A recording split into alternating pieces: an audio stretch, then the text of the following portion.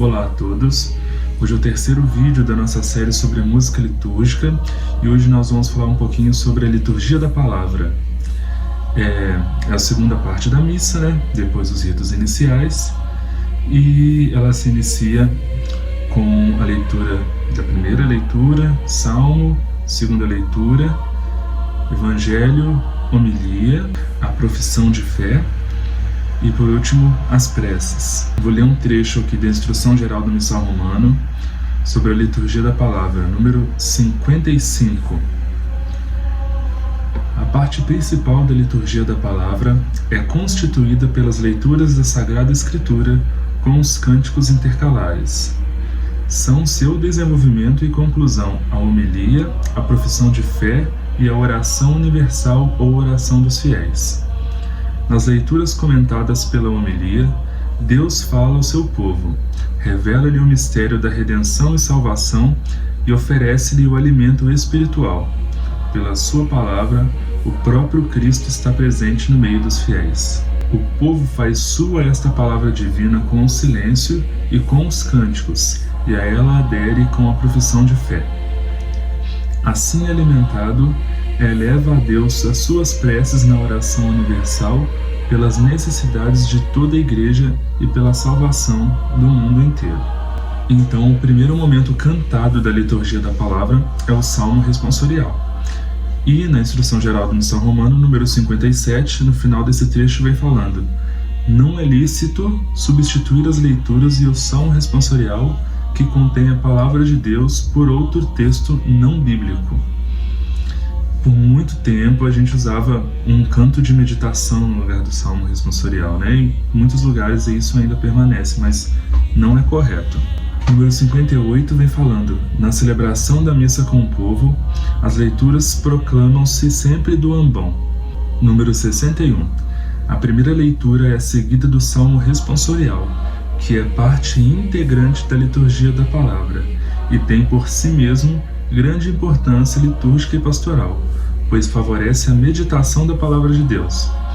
O Salmo responsorial corresponde a cada leitura e habitualmente toma-se do lecionário. Convém que o Salmo responsorial seja cantado, pelo menos no que se refere à resposta do povo. O salmista ou cantor do Salmo, do ambão ou de outro sítio conveniente, recita os versículos do Salmo. Toda a Assembleia escuta sentada ou, de preferência, nele participa do modo costumado com um refrão, a não ser que o Salmo seja recitado todo seguido, sem refrão. Todavia, para facilitar ao povo a resposta salmódica, ou seja, o refrão, fez-se para os diferentes tempos, as várias categorias de santos, uma seleção de responsórios e salmos que podem ser utilizados, em vez do texto correspondente à leitura, quando o salmo é cantado. Se o salmo não puder ser cantado, recita-se do modo mais indicado para favorecer a meditação da palavra de Deus. Em vez do salmo que vem indicado no lecionário, também pode-se cantar ou o responsório gradual tirado do gradual romano, ou um salmo responsorial aleluiático. É o salmo cujo refrão dele é o aleluia, e também já pode servir como aclamação no evangelho. Esse salmo, como eu já tinha lido, pode ser retirado do gradual romano ou, como vem escrito depois, do gradual simples, na forma indicada nesses livros. O que são o gradual romano e o gradual simples? O gradual romano é o livro de cânticos da Igreja Católica.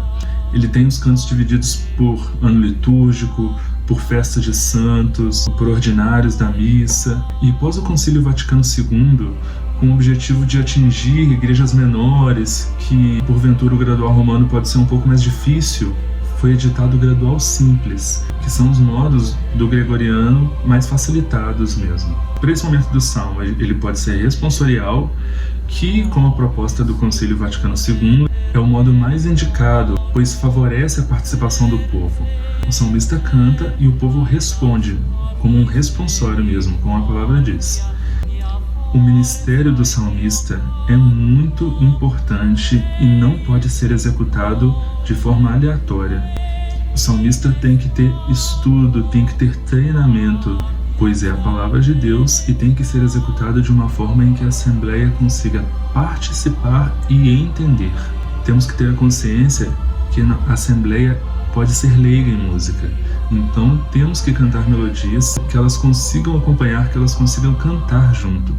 É muito bonito quando o salmista canta a primeira vez o refrão e ele não necessita cantar a segunda vez porque a Assembleia toda canta em peso. Melodias simples, então, favorecem com que as pessoas cantem. Após o salmo vem a segunda leitura e após a segunda leitura a aclamação ao Evangelho. O número 62 da Instrução Geral do Missal Romano vem falando: depois da leitura que precede imediatamente o Evangelho, canta-se o Aleluia ou outro cântico indicado pelas rúbricas conforme o tempo litúrgico. Deste modo, a aclamação constitui um rito ou um ato com valor por si próprio, pelo qual a Assembleia dos Fiéis acolhe e saúda o Senhor que vai falar no Evangelho e professa sua fé por meio do canto. É cantada por todos, de pé, iniciado pela escola, como já disse anteriormente, contextualizando escola hoje para Ministério de Música, ou por um cantor. E pode-se repetir se for conveniente, mas o versículo é cantado pela escola ou pelo cantor. Letra A. O Aleluia canta-se em todos os tempos fora da Quaresma. Os versículos tomam-se do lecionário ou do gradual. Letra B. Na Quaresma, em vez do Aleluia, canta-se o versículo antes do Evangelho que vem do lecionário. Também se pode cantar outro salmo ou trato, como se indica no gradual. É importante termos esse conhecimento para não cantar outra coisa que não seja adequado nesse momento da aclamação ao Evangelho. Existem muitos cânticos lindos que falam de Bíblia, que falam da palavra, mas que não são adequados para a missa nesse momento. Então, na aclamação ao Evangelho fora da Quaresma, tem que ter Aleluia e o versículo que vem indicado no lecionário. Se estiver na Quaresma, também o versículo indicado no lecionário, só que sem o Aleluia. Depois do Evangelho, depois da oração universal, vem a profissão de fé, que também pode ser cantada. No número 68 da Instrução Geral do Missal Romano, falando da profissão de fé, vem escrito: o símbolo deve ser cantado ou recitado pelo sacerdote juntamente com o povo, nos domingos e nas solenidades. Se é cantado, é começado pelo sacerdote ou, se for o caso, por um cantor ou pela escola.